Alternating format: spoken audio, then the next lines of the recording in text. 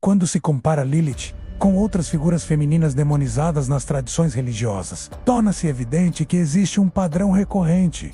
Mulheres associadas ao conhecimento, à sexualidade autônoma, à recusa da submissão ou ao contato com forças espirituais fora do controle institucional, tendem a ser transformadas em ameaças. Lilith não é uma exceção, mas talvez o exemplo mais antigo e mais bem elaborado desse processo. Ela inaugura um modelo que será repetido em narrativas posteriores, nas quais o feminino indomável precisa ser contido, silenciado ou transformado em símbolo do mal. Esse padrão aparece, por exemplo, na forma como certas tradições cristãs posteriores reinterpretaram figuras femininas como feiticeiras, bruxas e sedutoras demoníacas. Embora não sejam versões diretas de Lilith, essas personagens carregam traços semelhantes: atuação noturna, poder sexual, associação com morte, infertilidade ou desordem social. A diferença é que Lilith não surge como humana corrompida,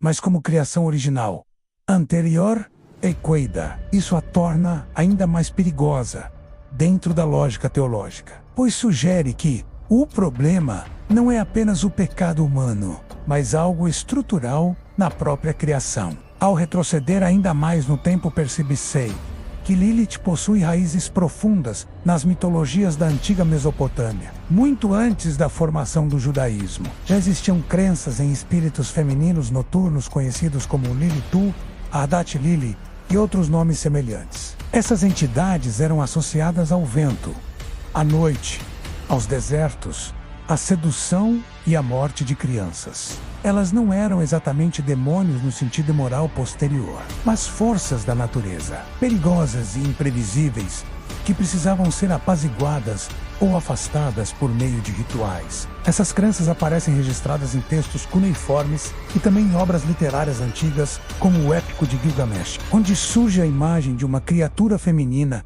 associada a árvores sagradas e ao caos. Embora não haja uma identificação direta com Lilith como personagem individual, o conjunto simbólico é muito semelhante. Uma presença feminina ligada ao limiar entre o mundo humano e o espiritual, entre a ordem e o selvagem. Quando os hebreus entram em contato com essas culturas durante o exílio na Babilônia, esses elementos são gradualmente incorporados, reinterpretados e, por fim, adaptados à teologia monoteísta. Nesse processo de adaptação, algo fundamental acontece. O que antes era uma força natural ou espiritual ambígua passa a ser moralizado. Lilith deixa de ser apenas perigosa e torna-se má.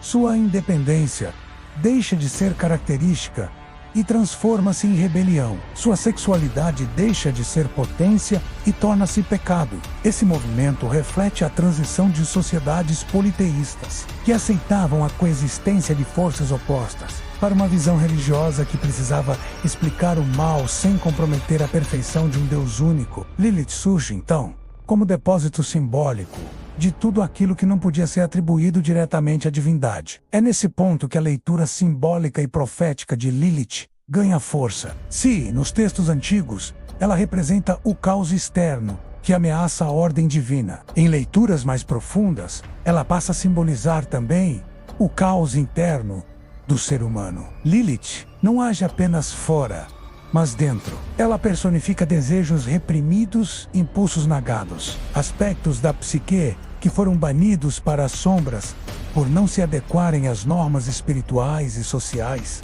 Nesse sentido, Lilith se aproxima de um arquétipo universal, a sombra feminina, não no sentido de gênero biológico, mas como princípio espiritual ligado ao desejo, à autonomia e à recusa da domesticação. Essa leitura ajuda a entender por que Lilith reaparece com tanta força em diferentes épocas. Sempre que uma sociedade tenta impor uma ordem absoluta, rígida e hierárquica, Lilith retorna como ameaça. Sempre que o feminino é reduzido à função, ela retorna como símbolo de insubmissão. Sempre que o desejo é negado, ela retorna como tentação. Assim, Lilith não precisa ser invocada conscientemente.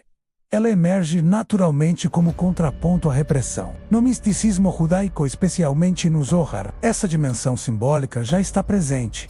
Ainda que envolta em linguagem mitológica, Lilith não é apenas um ser que ataca crianças ou seduz homens. Ela é resultado de um desequilíbrio cósmico. Quando as forças masculinas e femininas da criação se separam ou se tornam desarmônicas, Lilith surge como consequência inevitável. Ela é ao mesmo tempo sintoma e agente do caos. Combatê-la não significa destruí-la, mas restaurar o equilíbrio espiritual. Em uma leitura profética, Lilith pode ser vista como um sinal recorrente nos períodos de crise. Sua presença simbólica aumenta quando estruturas religiosas entram em colapso, quando velhos sistemas de autoridade são questionados e quando novas formas de espiritualidade começam a emergir. Não por acaso, Lilith ganha popularidade justamente em épocas de transição cultural, quando mitos antigos são revisitados para responder a dilemas modernos. Ela se torna, assim, uma mensageira do fim de um ciclo e do início de outro. A continuação ficcional dessa ideia